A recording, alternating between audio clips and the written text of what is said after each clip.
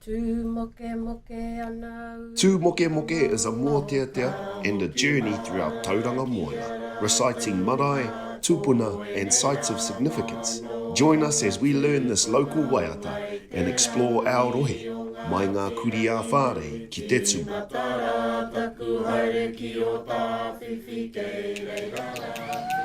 Whakatere mai te wakatapu o mā tātua ki Aotearoa nei. Tū mai rā te maunga tapu o Mauao. Kei raro ko ngā Waititonga, o Waipu, ki te kainga o tōku iwi o Ngaiterangi.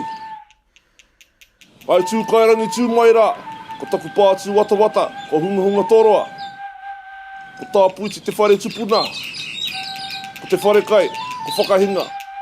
Nō reira, tēnā koutou, tēnā koutou, tēnā tātou katoa. Hunga Hunga Toroa Marae is located within the peninsula of Matapihi. It was officially opened in 1967 for the people of Ngaitu Kairangi Hapu. Before Hunga Hunga Toroa was established, Ngaitu Kairangi used the marae at Whareroa and Waikari, both in Matapihi. The people of Ngaitu Kairangi who were residing in the Matapihi area had a close bond with the neighbouring hapu Ngāti Tapu of Waikari Marae. Both Ngaitu Kairangi and Ngāti Tapu hold deeper connections to an earlier establishment where they once resided as one at Otamataha, an ancient pā site for the hapu of Te Mate Rāwaho. Ngaitu Kairangi people historically resided within numerous areas within and around Tauranga Moana. Today, however, Ngaitu Kairangi reside within the Mount Maunganui area, Whareroa and Matapihi. At one time also resided in Otu Moetai, Te Papa and in the Rotoehu region. In the late 1950s, it was decided by some of the elders that the hapu had grown enough in numbers to set up another marae.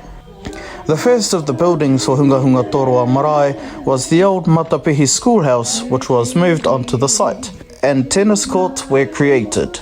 At that time, the hapu were very prominent in the National Māori Tennis Championships and marae tennis. After several years of fundraising, there were enough funds to build a wharekai. Near to this marae is a papakainga of about 30 houses, including Kaumātua flats.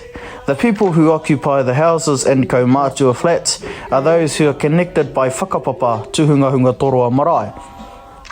The whānau closely affiliated to the marae are the Rikihana, Te Kani and Gia whānau. They all descend from the ancestor Tāpuiti and his wife Karere Tukuroa.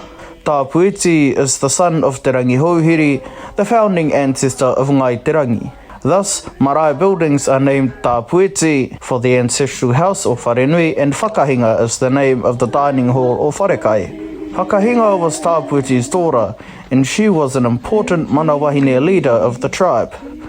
Whakahinga is also represented as the wharekai at Te Rere Atu Kāhia Marae in Katikati, as the wife to Tama Whariua. The dairy farming industry was a strong trade in Matapihi within the mid-1950s. It was the main source of income for many whānau members within Matapihi. As the industry started to slow in the mid-70s, a new idea to sustain the whānau of Matapihi came to light by the leaders of the time, to establish a kiwi fruit trade and Māori land trusts in order to secure and protect Māori land holdings within Matapihi. Kua ira, te tangata tūtū taua kaore ko ako hau, ko nui ho. Ko nua ke ko manu ko e kakotoro, ko rua i hona ko te tāhinga o te rā. Tenei te maroka huru a huru nui no manu no e kako tūtapori atu ko tūtapori mai. Wero no a ngā rā kau whakaia i ana ngā tīpuna i tīkina ki rā wāhi, e ho mai mo tōku aka mo wai mihia.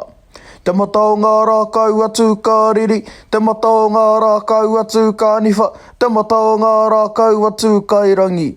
Te tau mai whenuku, te tau mai wherangi, te taka mai tū ki waho. Whanoa uria kina, whanoa umahea, tauranga mai te toki, haumi e, hui e, taiki e.